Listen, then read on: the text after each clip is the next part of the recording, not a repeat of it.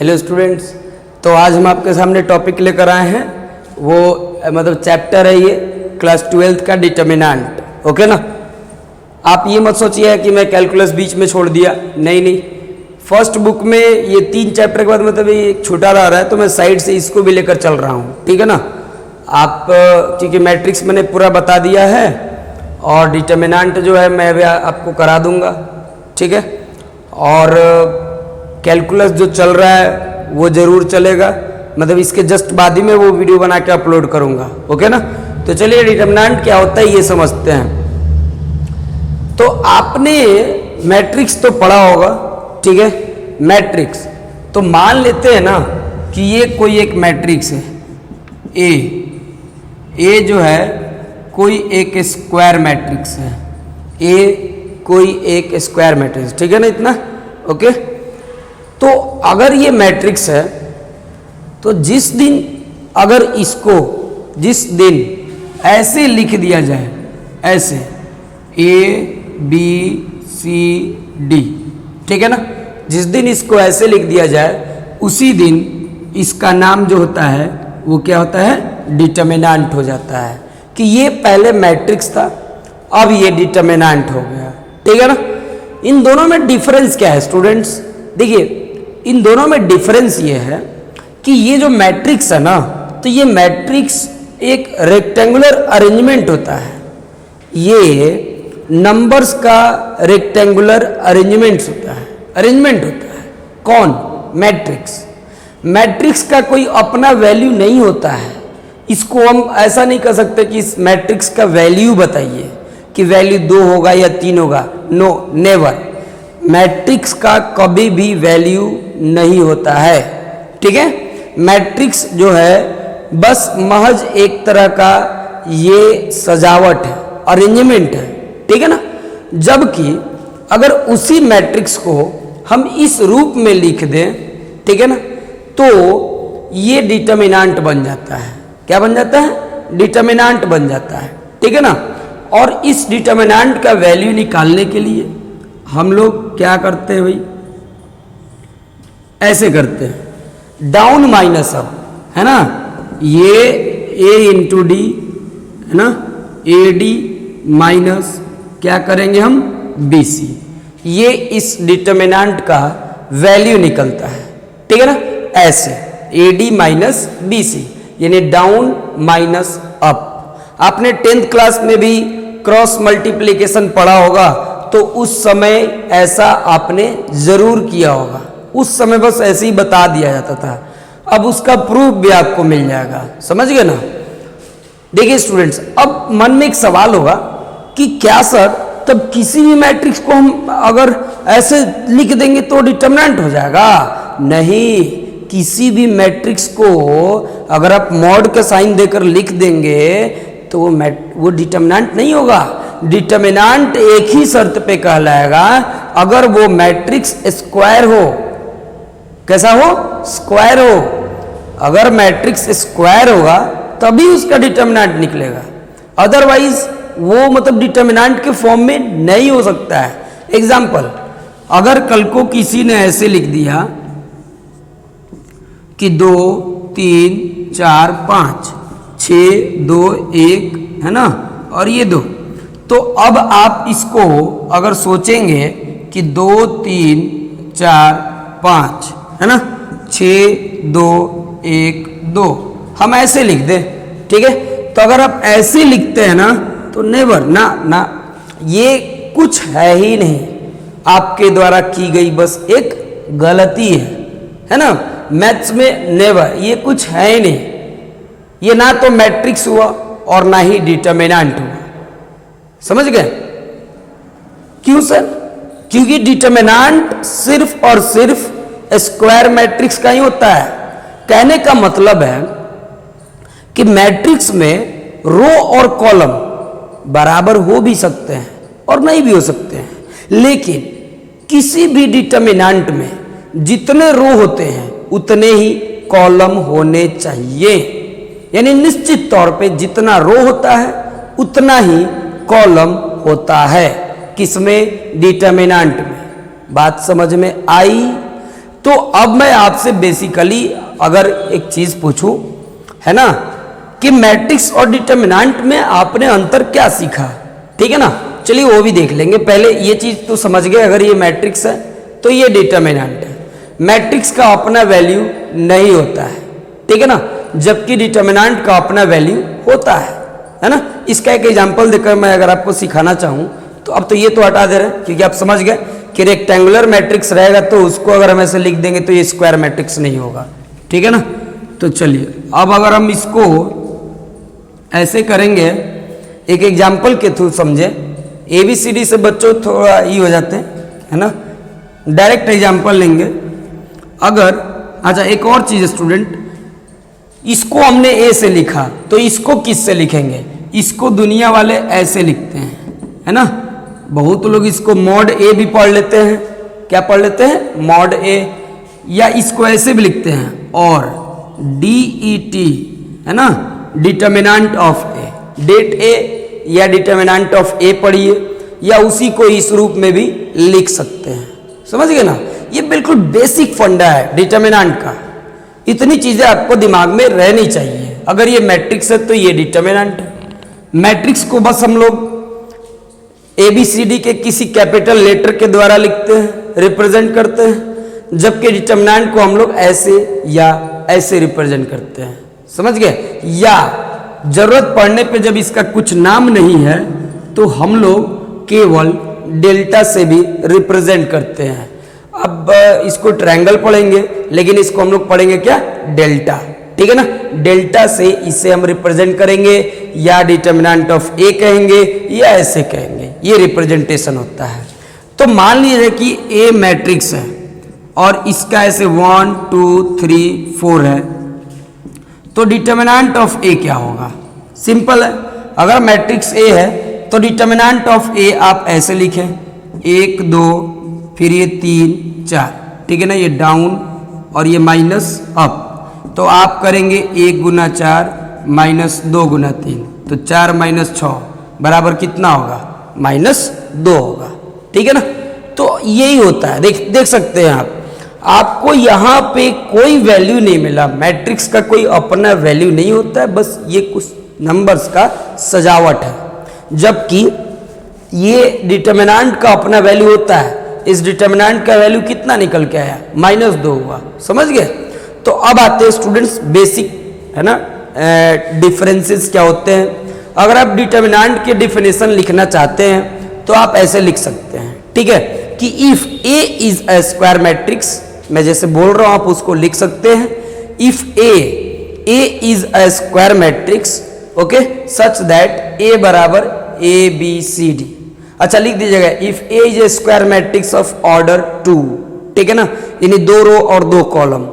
If A is a square matrix of order 2, A बराबर ABCD, then this, यानी ये representation लिख करके, this is called determinant of the square matrix, okay ना। और इस डिटर्मिनेंट का ऑर्डर 2/2 है। अगर हम यहाँ 3/3 का लेते हैं तो हमारा डिटर्मिनेंट भी कितना का मिलता, 3/3 का मिलता। बातें समझ में आ गई इतनी, ओके ना। चलिए इसके बाद आप अगर बेसिकली डिफरेंस, जैसा कि मैं बार बार बोल रहा हूं, मैट्रिक्स का कोई अपना वैल्यू नहीं होता है जबकि डिटर्मिनेंट का अपना वैल्यू होता है। दूसरा डिफरेंस, मैट्रिक्स में रो और कॉलम बराबर हो भी सकते हैं और नहीं भी हो सकते हैं, जबकि डिटर्मिनेंट में रो और कॉलम एक दूसरे के निश्चित तौर पे हमेशा बराबर होते हैं। समझ गए ये डिफरेंस, ओके ना। चलिए तो अब हम लोग बात करेंगे स्टूडेंट्स कि वैल्यू कैसे निकालते हैं। 2/2 का वैल्यू हमने सिखा दिया आपको। 3/3 अगर डिटर्मिनेंट रहेगा तो उस डिटर्मिनेंट का वैल्यू कैसे निकालते हैं, ठीक है ना। चलिए तो यहां पे हम वही चीज नोटिस करेंगे, लिखेंगे 3/3 का रहे, है ना, तो क्या करेंगे स्टूडेंट, मान लीजिए, देखिए मैं ना आपको ABCD करके ज़्यादा नहीं पकाऊंगा, मैं सीधा सीधा एक सवाल पे आता हूँ। आप 11th में फिजिक्स पढ़े होंगे तो आपको पता होगा, जैसे ये डेल्टा दे दिया है ना, 1 2 1 3 1 2 4 2 1, है ना। बस मैं सिंपल नंबर्स ले आऊँ ताकि तरीका मैं आपको सिखा दूँ। देखिए सिंपली निकालने का तरीका क्या होता है स्टूडेंट, आप ना कहीं से भी जाइए, है ना, कहीं से भी शुरू करें। जैसे मान लो आप 1 से शुरू करते हो, देखिए सिंपल सभी, ये प्लस माइनस प्लस, पहले साइन समझ लीजिए बस, अभी आप समझिए, बस समझिए, धीरे धीरे इसका एकदम प्रूफ के साथ मैं बताऊंगा ऐसा प्लस माइनस क्यों लिखा जाता है, ठीक है ना। देखिए प्लस माइनस प्लस अल्टर करते हैं साइन, तो यहाँ प्लस तो अगला पे क्या माइनस, तो अगला पे प्लस, फिर माइनस, फिर प्लस, फिर माइनस, फिर प्लस। तो कहीं से भी देख सकते हैं साइन अल्टर होता है, ठीक है ना। अब आपको इसका वैल्यू निकालना है ना। बहुत तरीके हैं, मैं अभी एक तरीका बताऊंगा जो कॉमन है। पहले आप एक को पकड़ लीजिए, पहले आप किसको पकड़ लीजिए, एक को। अच्छा ये तो आप समझ गए होंगे ना, प्लस माइनस ये सब, ठीक है, इन सब को हटा देता हूं, ध्यान दीजिएगा। एक पे क्या है प्लस, तो समझिए पहले प्लस देंगे, ठीक है ना। उसके बाद अब क्या करना है आपको, एक जो है ना, एक को पकड़े तो एक जिस रो में और जिस कॉलम में आता है उसको हटा दीजिए। एक जो है किस रो में आता है, तो ये पहला रो में और पहला कॉलम में, उसको हटा दिए तो कितना बचा आपके पास, 4 बचा ना, यही ना दिख रहा है। इमेज देखिए क्या बन रहा है, 1 2 2 1, तो आप उतारिए 1 2 2 1, बोलिए बात समझ में आई कि नहीं। उसके बाद आपको अगर इधर बढ़ना है, जैसे मन करे ऐसे बढ़ना चाहते हैं तो -2 लिख के बढ़ेंगे, अगर ऐसे करना चाहते हैं तो प्लस के बाद क्या आता है माइनस, तो माइनस लिख के बढ़ेंगे, यानी प्लस फिर माइनस फिर प्लस। तो ये माइनस दूंगा, मैं इसी को लेकर बढ़ रहा हूं तो 2 लिख दिया, ठीक है ना। अब सुनिए, तो 2 लिखा आपने, मतलब 2 किस पे है, ठीक है ना। ये 2 देखिए, 2 इसमें है और इसमें है, यानी ये इसमें है और इसमें है, 2 इस रो में है, समझ रहे ना आप लोग, इस रो में है और इस कॉलम में है। 4 कौन सा बचा हुआ दिख रहा है, 3 2 4 1, तो यहां पे लिखेंगे 3 2 4 1, समझ गए ना। अच्छा अब इसके बाद किसकी बारी, 1 की बारी, तो +1 1 लिख दिया, ठीक है ना। अब जरा ध्यान दीजिए, अब धीरे धीरे आइडिया आप सीख जाएंगे, है ना, कि कैसे करना है ये चीज। देखिए अब 1 की बारी है, तो 1 इसमें है भाई और इसमें है। अब 4 को कौन बच गया, तो बच गया है 3 1 फिर 4 2। ये बात समझ में आई कि नहीं, ये वाला चीज कि मैं 1 लिख दिया ना, तो ये हमारा 4 ही ना बचा है, तो मैं 4 लिख दिया, ठीक है। अब देखिए ये 1, और अभी अभी मैंने इसका बात बताया है कि डाउन माइनस अप, तो 1 × 1 कितना 1 और 2 2 जा 4, समझ रहे हैं ना, एकदम ऐसे ही सीख लीजिए। फिर ये देखिए 2, तो ये 3 है ना, 3 × 1, तो 3 होगा, डायरेक्ट लिखते हैं भाई, और फिर 8, फिर ये +1, तो देखिए 3 2 जा, है ना, यानी 6 - 4। एकदम ईमानदारी से बात बताइए समझ में आया कि नहीं, ठीक है ना। तो ये चीज अब आप कर दिए, देखो 1 - 4 तो -3, -3 गुना 1 कितना -3, समझ रहे ना। अब देखिए 3 - 8 तो -5, माइनस माइनस प्लस, 5 दूना 10, 6 में 4 गया 2, तो देखो 10 2 12, 12 में से 3 घटेगा तो कितना 9, ठीक है ना, 12 में से 3 घटेगा तो 9, तो हो गया। इस डिटर्मिनेंट का वैल्यू कितना आया 9 आया। ये बिल्कुल बेहद ही बेसिक तरीके से बताया। आप चिंता ना करें, बहुत तरह के कॉम्प्लिकेटेड क्वेश्चन भी करने को मिलते हैं प्रॉपर्टीज के सारे, और वन टाइम में सब चीज नहीं बताया जाता ना, तो धीरे धीरे हम लोग आगे बढ़ेंगे। एक और क्वेश्चन इस पे देखते हैं, ठीक है, उसके बाद आप इसमें एकदम पक्के हो जाएंगे। चलिए भाई,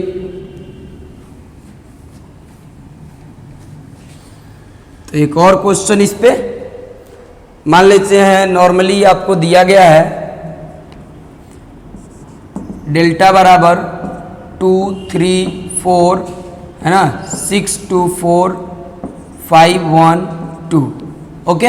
अब ये वैल्यू निकालना है। अब सिंपली सोचिए, पहले क्या लेंगे 2, पहले 2, अब काट के नहीं दिखाएंगे, आप सोचिए ये 2 ऐसे कटा, ऐसे कटा, यही 4 बचा ना, तो 2 4 1 2, समझ रहे हैं ना। फिर क्या देंगे माइनस 3, तो 3 लिख दिया ना। चलो भाई 3 लिख दिया आपने, 3 लिख दिया तो ये खत्म और ये खत्म। देखिए ये खत्म, कौन बचेगा?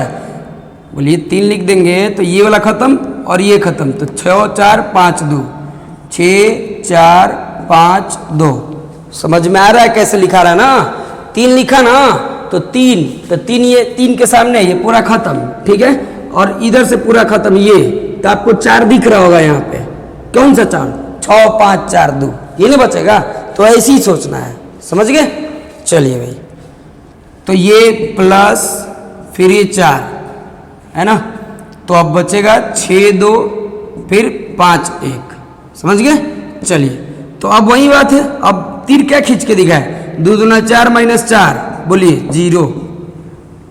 फिर यहाँ पे 3, ठीक है ना, तो 6 दूना 12 माइनस 20 प्लस 4, ये हो गया 6 माइनस 10, ठीक है।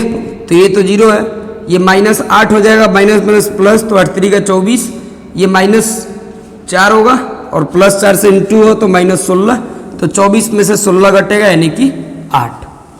समझ रहे ना? तो बोलिए अब तो आराम से कर लेंगे, अगर दिक्कत है तो आप बार बार इस चीज़ को देख सकते हैं, ठीक है। अब हम लोग देखेंगे कि जो अगला टॉपिक है minors and cofactors, minors and cofactors of a determinant, है ना, ये क्या होते हैं? तो ये बड़ा इंपॉर्टेंट चीज़ है भाई, ये एनसीईआरटी में आपको आगे मिलेगा, लेकिन मैं पहले शुरुआत में ही बता देता हूँ, ठीक है। बहुत काम की चीज़ है। चलिए देखिए, अब डिटरमिनेंट की कुछ चीज़ें होती हैं, है ना, कुछ पहचान करना है, जैसे minors and cofactors of a determinant, ठीक है ना। ये चीज़ क्या है, अब इस चीज़ को हम लोग जरा समझेंगे। ठीक है, ये चीज़ समझने के लिए ना मैं पहले सीधा सीधा एक बात करता हूँ। ऐसे मान लीजिए कि आपको ना एक डिटरमिनेंट दिया है, ठीक है ना, ये आपको डिटरमिनेंट दिया है। फर्स्टली हम लोग 2/2 की बात करेंगे, पहले हम लोग किसकी बात करेंगे? 2/2 की। तो अगर एक डिटरमिनेंट है 4 3 5 1, ठीक है ना, आप सोच रहे होंगे कुछ बड़ा चीज़ होता होगा, ऐसा कुछ बड़ा चीज़ नहीं है, बहुत ही आसान है माइनर एंड कोफैक्टर को समझना है, ठीक है। माइनर ये किसके होते हैं? तो एलिमेंट्स के होते हैं। Minor and cofactors, minor and cofactors elements के, एलिमेंट्स किसके? तो डिटरमिनेंट के, है ना। तो देखिए यहां अगर हम बात करते हैं माइनर M11, तो M11 का मतलब होता है कि minor, minor of the element, minor of the element 1 1 तो समझते हैं ना, यानी जो पहला रो और पहला कॉलम में आता है। तो देखिए इसके लिए क्या करते हैं, बहुत सिंपल सी बात है, M11 चाहिए तो M11 को पकड़िए, ये जिस रो में है उसको काट दीजिए, ये जिस कॉलम में है उसको काट दीजिए। तो यहाँ पे सिर्फ क्या बचा है? 1 बचा है, ठीक है ना। तो 1 बचा है, तो इसका मतलब यहाँ पे M11 कितना हो गया? 1 हो गया। उसी प्रकार से आप यदि यहाँ पे M12 लिखेंगे, क्या लिखेंगे? 1 2, मतलब जैसे देखिए ये 1 2 हो गया। तो अब अगर हम बात करेंगे कि M12 का बताइए क्या वैल्यू होगा? M12 मतलब समझ रहे हैं ना, minor of the element A12, मतलब ये A12 के जगह पे आता है, मतलब कि जो वो एलिमेंट का माइनर बताइए जो पहले रो में है और दूसरे कॉलम में है, पहले रो और दूसरे कॉलम में है, ठीक है। तो देखिए ये पहला रो हटा दीजिए, दूसरा कॉलम उसको हटा दीजिए, बोलिए क्या बचा? बचता क्या है? तो 5 बचता है, तो यहाँ पे आंसर होगा 5। समझ रहे ना, एकदम बहुत ईमानदारी से समझ, बहुत आसान है।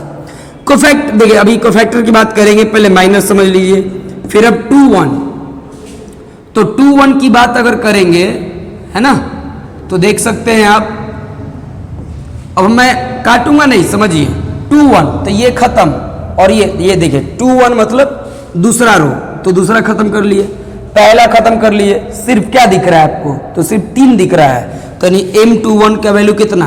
3। अब आप लोग समझदार हैं, आप लोग तो समझ गए होंगे कि अब 2 2 का वैल्यू, माने इसको हटाना है, इसको हटाना है, तो क्या बचेगा? 4। समझ रहे हैं ना? हाँ, तो ऐसे होता है। अब ये कोफैक्टर क्या है सर? देखिए सिंपल सी अगर बात करते हैं तो कोफैक्टर को हम लोग ऐसे रिप्रेजेंट करते हैं, CIJ और AIJ, ठीक है ना? कोफैक्टर को हम लोग ऐसे रिप्रेजेंट करते हैं। अब देखिए कोफैक्टर अब आपको निकालना है। ये जनरल तरीके से बहुत ही आसान है। इसका जो वैल्यू होता है ना, तो -1 to the power I plus J, है ना, और फिर MIJ। तो I मतलब I थ्रो और J मतलब J थ्रो, ठीक है ना? तो ये कंप्लीटली जो है ना M पर डिपेंड करता है। किस पर डिपेंड करता है? M पर डिपेंड करता है। ओके ना? आप एक चीज देखिएगा, अगर I और J का जोड़, I और J का जोड़ इवन में होगा, अगर I प्लस J है ना, यहां अगर मैं बात करूं कि इफ I प्लस J बराबर इवन, तब तो आप लिख सकते हैं ना AIJ, यानी ये कोफैक्टर है, और CIJ बराबर डायरेक्टली आप क्या लिखेंगे? MIJ। क्यों? क्योंकि जब ये इवन होगा ना तो -1 का पावर इवन बराबर 1, तो उस समय ये AIJ या CIJ बराबर MIJ, ठीक है ना?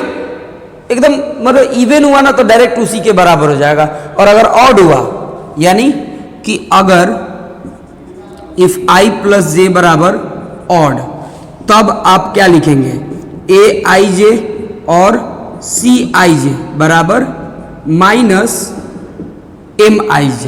ये फॉर्मूला हो गया, समझ गए? डायरेक्ट की भी बात कर लेते हैं, ये डायरेक्ट हो गया, समझ रहे हैं? और ये जनरल हो गया। तो आप इस चीज को नोट कर सकते हैं, ठीक है ना? बहुत काम की चीज है, ठीक है? क्योंकि अगर आपको ये नहीं आएगा ना तो आगे चल के आप डिटर्मिनेंट, कोई भी मैट्रिक्स का इनवर्स नहीं निकाल सकते हैं डिटर्मिनेंट की हेल्प से, ठीक है ना? तो चलिए, ये बहुत जरूरी चीज है, ये एकदम बहुत ही बाएं हाथ का खेल हो जाना चाहिए आपके लिए, समझ गए ना? ये चीज ये जनरली बता दिया, अब उसी को अप्लाई करते हैं। मैं ना C11 लिखता हूं, बहुत आसानी से समझेंगे क्योंकि C से कोफैक्टर, ठीक है ना? तो C11 देखो, 1 और 1 जोड़िए तो कितना आएगा? 2 आएगा। तो ये डायरेक्ट बराबर होगा M11 के, और M11 का वैल्यू कितना है? 1 है, लिख दिया, ठीक है ना? अब देखिए ये C12, तो C12 का मतलब M12, बोलिए ना, सॉरी -M12। माइनस क्यों?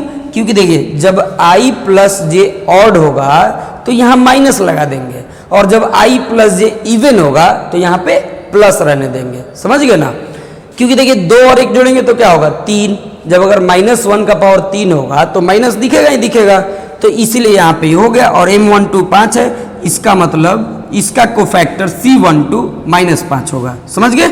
उसी प्रकार से C21 की बात करिए तो देखिए दोनों को जोड़िए तो 3, यानी ऑड में है, तो -M21, M21 3 है, यानी ये -3 होगा, समझ गए? फिर C22, तो ये देखिए दोनों को जोड़ रहे हैं तो क्या आ रहा है? इवन आ रहा है, तो इसका मतलब है कि M22, तो M22 है, इसका मतलब देखिए ये बराबर हुआ ना, तो बराबर हुआ, तो अब इसको M22 का वैल्यू 4 है, तो ये होगा। तो यही होता है माइनर्स एंड कोफैक्टर्स, ठीक है ना? माइनर्स एंड कोफैक्टर्स क्या होते हैं? ये डिटर्मिनेंट में ये बहुत ही अहम रो है, बहुत बहुत बहुत ज्यादा, ठीक है ना? क्योंकि ये नहीं आएगा तो आपको डिटर्मिनेंट यूज करके आप मतलब कि यही एक चीज है जो आपको किसी मैट्रिक्स का एलिमेंट्री रो ऑपरेशन करने से बचाता है, ठीक है ना? मतलब वो ना करके आप ये तरीका अपना के आप उसका इन्वर्स निकाल सकते हैं, ठीक है ना? तो वो आगे हम बात करेंगे, पहले आप ये चीज सीख गए ना, उम्मीद है मुझे कि आप सीख गए होंगे। अब हम लोग बात करेंगे 3/3 पे। कितना बाय कितना करेंगे? 3/3। ये 2/2 का था, ठीक है? तो आइए देखते हैं 3/3 में।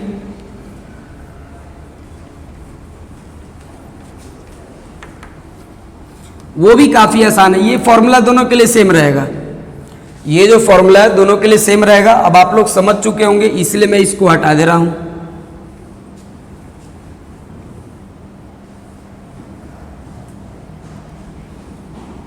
चलिए भाई, तो ये अगर मैं यहां पे एक 3/3 मैट्रिक्स डिटर्मिनेंट लूंगा, है ना, जैसे 4 2 1, 6 2 5, 3 2 1। ठीक है ना, बहुत जरूरी है, आप सीख लीजिए, है ना। मैं इसी के बाद चाहूँगा तो किसी भी मैट्रिक्स का इन्वर्स भी बता सकता हूँ, लेकिन चलिए पहले ये सीख लीजिए, उसके बाद की बात करेंगे। यहाँ देखिए, यहाँ पे हम लोग क्या करेंगे, है ना, तो यहाँ पे हम लोग लाएंगे, सबसे पहले हमको M11 चाहिए। क्या चाहिए? M11। ठीक है ना, तो M11 चाहिए, तो आप ध्यान दो, मैंने क्या बोला, जिसका निकाल रहे हैं वो जिस रो में है और जिस कॉलम में है। देखिए 4, पहले रो के एलिमेंट को हटा दीजिए और पहले कॉलम के एलिमेंट को हटा दीजिए, तो यही ना बचते हैं, ये पूरा बचता है, जो कि ना तो पहला रो में और ना ही पहला कॉलम में है। तो आप यहाँ पे लिखे सीधा 2 5 2 1, ये M11 इसका निकल रहा है। ठीक है, तो M11 निकल रहा है। अब देखिए 2 माइनस 10, ये सब तो आप लोग को आ चुका होगा, बराबर -8। कहिए ये बात समझ में आई कि नहीं है, बोलिए ना। अब जब M11 निकल गया, मेरा ये मुद्दा रहेगा इधर C11 निकालने का, तो C11 देखो 1 और 1 2, तो ये इवन हुआ, इवन हुआ यानी कि ये डायरेक्ट M11 के बराबर होगा, और M11 का वैल्यू कितना है, यानी -8। यानी मैंने मेनली आपको क्या सोचना है, आपको माइनर निकालने का सोचना है। क्या सोचना है? माइनर। अगर माइनर निकल गया तो कोफैक्टर तो बस आ ही गया, है ना। अब देखिए, अब यहाँ पे मैं बात करूंगा अगर M12 की, तो M12, ठीक है ना, M12 क्या होता है भाई, तो M12 की बात करेंगे तो ध्यान दें आप, यहाँ पे देख लीजिए भाई, ये 1 2 यानी पहला रो और दूसरा कॉलम, ये हटाइए जरा।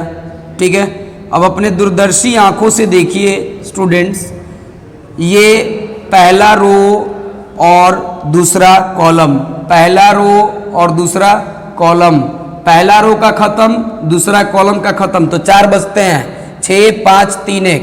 देखिए पहला रो दूसरा कॉलम, क्या दिख रहा है? 4 दिख रहा होगा, क्या? तो 6 5 3 1। ठीक है, तो देखिए 6 माइनस 15 बराबर, समझ रहे ना, 6 माइनस 15 डाउन माइनस अप, तो 6 माइनस 15 कितना होगा, यानी -9। ठीक है ना। अब यहाँ पे अगर आप C12 की बात करते हैं तो ये दोनों को जोड़ेंगे तो कितना होगा? ऑड होगा, तो ऑड हुआ यानी कि -M12।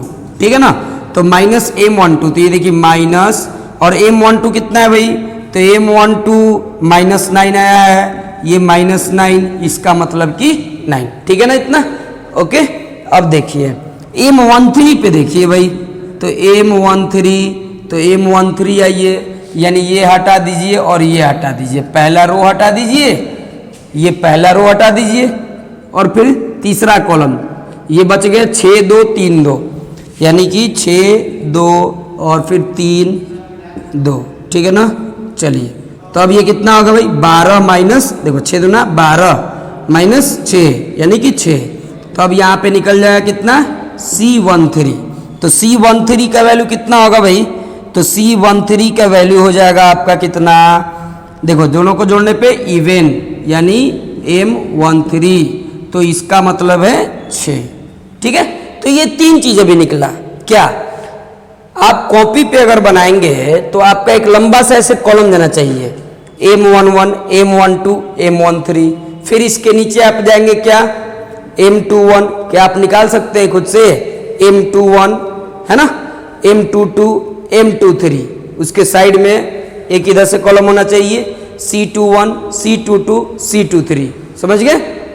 उसके बाद फिर M31 M32 M33, और then C31 C32 and C33। तो ऐसे करेंगे तो ये आपका क्या निकल जाएगा, ये कोफैक्टर निकल जाएगा। ठीक है, चलिए अब हम लोग इसमें आगे बात करेंगे स्टूडेंट। ठीक है, कि ये, या मैं निकाल दूं, बोलिए। अब यहाँ पे अगर आप चाहें तो बाकी निकाल सकते हैं, ठीक है ना। और एक बहुत ही अच्छी चीज आप सीख लीजिए, है ना, एक बहुत ही अच्छी चीज सीख लीजिए। ये देखिए, पहले ये चीज आप निकाल लीजिएगा, पूरा सबका निकाल लीजिएगा, ठीक है ना। और जब सबका निकल जाएगा तो एक चीज आता है वो टर्म, मैं इसको जरा हटा देता हूं, ठीक है ना, हटा देता हूं। अब देखिए आप चाहे ना तो किसी भी मैट्रिक्स का इन्वर्स निकाल सकते हैं, क्योंकि अब उस लायक आप हो चुके हैं, सीख चुके हैं। एडजॉइंट ए, मान लो कि कोई एक मैट्रिक्स दिया हुआ है, ठीक है ना, कोई भी एक मैट्रिक्स आपको दे तो पहले डिटर्मिनेंट में करके और ये M11 C11 ये सब निकाल लीजिएगा, ठीक है। अब आपको यहाँ पे एडजॉइंट पूछता है, एडजॉइंट ऑफ ए, है ना, तो ये आप सीधा सीधा लिखेंगे C11 C12 C13, ओके ना। फिर यहाँ पे C21 C22 and C23, C31 C32 and C33, ठीक है ना। तो इतना लिखने के बाद यहाँ पे डैश दे देते हैं, डैश डैश कहिए या ट्रांसपोज कहिए, ठीक है ना।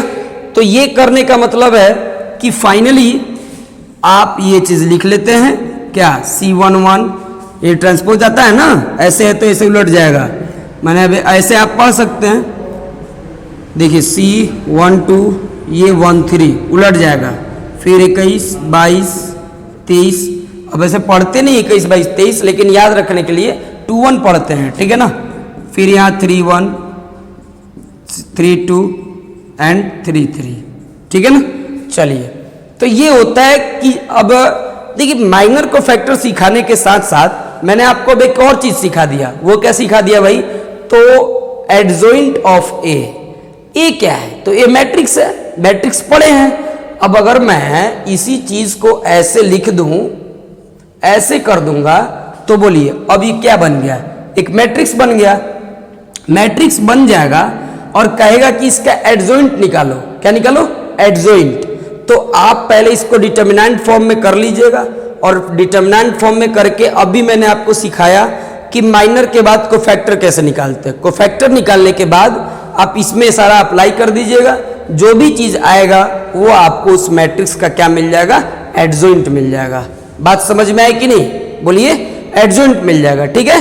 और अब अगर आपकी मर्जी हो तो आप ये भी निकाल सकते हो सीधा, किसी भी मैट्रिक्स जो इन्वर्टिबल है, यानी जिसका इन्वर्स पॉसिबल है, किसी भी मैट्रिक्स जिसका इन्वर्स पॉसिबल है ना, यानी उसका डिटर्मिनेंट 0 नहीं होना चाहिए, तो उसका आप निकाल सकते हो इन्वर्स। मैं इस पे क्वेश्चन बाद में कराऊंगा, क्योंकि अभी डिटर्मिनेंट मैं आपको कराऊंगा, ठीक है। बस मैंने आपको दे दिया हिंट, आप खुद से भी कर सकते हैं, adjoint A upon determinant of A, ठीक है ना। यहाँ पे एक चीज होता है भाई, वो क्या, determinant of A is not equal to 0। अगर डिटर्मिनेंट ऑफ ए बराबर 0 हुआ, ठीक है ना, तो इसको हम लोग क्या बोलते हैं, then A is called singular matrix. क्या कहते हैं भाई, A is called singular matrix, ठीक है ना, and it is not invertible, not invertible. बात समझ में आई, मतलब जब भी किसी भी देखिए कोई भी मैट्रिक्स का अगर डिटर्मिनेंट 0 हो जाए, याद करिए वो दिन जब हम आपको एलिमेंट्री ऑपरेशन से बताते थे कि मैट्रिक्स का इनवर्स निकालिए, उस टाइम में मैंने आपको डायरेक्ट बता दिया था कि देखो भाई आगे चल के ए इनवर्स बराबर ये फॉर्मूला मिलता है। आज आपने समझ लिया कि एडजॉइंट ए क्या होता है, वो समझ लिया, डिटर्मिनेंट ऑफ ए कैसे निकलता है वो भी समझ लिया। खुदा ना खास कभी अगर मान लेते हैं डिटर्मिनेंट 0 आ गया, तो जब अगर 0 आ जाएगा ना, तो आप देख सकते हैं फॉर्मूला से कि उसका डिटर्मिनेंट इनवर्स कभी नहीं निकल सकता है।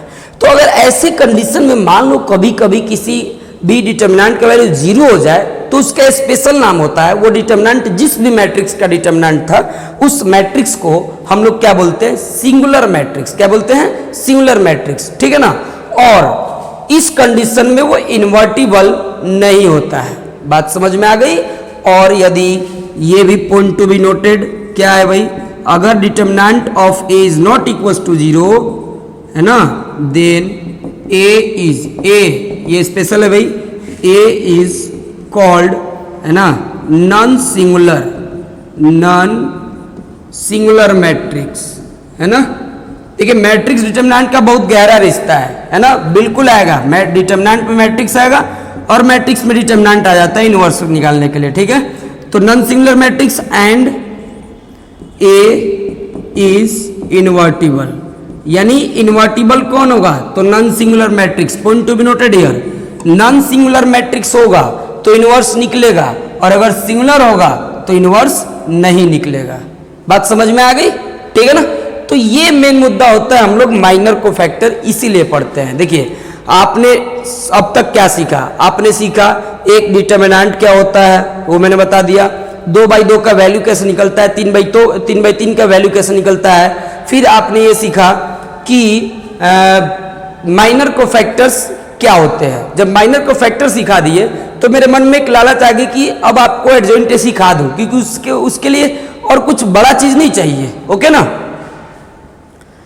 तो आपको सिखा दूं, और ये सोचकर मैंने आपको एडजॉइंट का फॉर्मूला भी दिया अभी, ठीक है। जब वो दे दिया तो मेरे मन में लालच आ गया कि भाई हमने तो आपको डिटर्मिनेंट भी सिखा दिया है, कैसे निकालने हैं, एडजॉइंट भी सिखा दिया, इसका मतलब आप किसी भी मैट्रिक्स का इनवर्स निकाल सकते हैं, ठीक है ना। और जब ये सिखा दिए तो मन में लालच आ गया कि जब ये सिखा दिए तो ये भी भाई सिखा ही दो, है ना।